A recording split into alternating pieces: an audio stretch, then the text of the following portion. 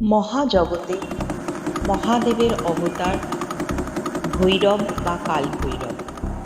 ভৈরবের অর্থ মৃত্যু ও বিনাশের সাথে সম্পর্কিত। শিবের ভৈরব রূপের কাহিনী। সৃষ্টিকর্তা ব্রহ্মার আদিতে পঞ্চমুখ ছিলেন। শিব ও পঞ্চানন।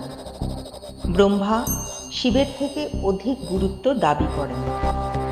ক্রুদ্ধ শিব ব্রহ্মার পঞ্চম মস্তকটি কর্তন করেন এবং এতে শিবের উপর ব্রহ্ম হত্যার পাপ অর্পণ হয়। এরপর শিব ব্রহ্মা কপাল হাতে নিয়ে ভ্রাম্যমাণ অবস্থায় থাকেন। এই শিবরূপই হচ্ছেন ভৈরব। ভৈরবের মোট ৬৪টি রূপ। তাদের ৮টি শ্রেণীতে ভাগ করা হয়েছে। প্রতিটি শ্রেণীর একজন করে প্রধান ভৈরব।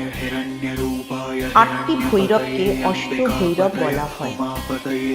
এটি মহাবিশ্বের ৮টি দিকের অধিপতি। এই ৮ জন নিয়ন্ত্রিত হন মহাস্বর্ণ কালভৈরবের দ্বারা। কালভৈরব স্বয়ং বরাহরূপী ষড়ঋতুকে নিয়ন্ত্রণ করেন।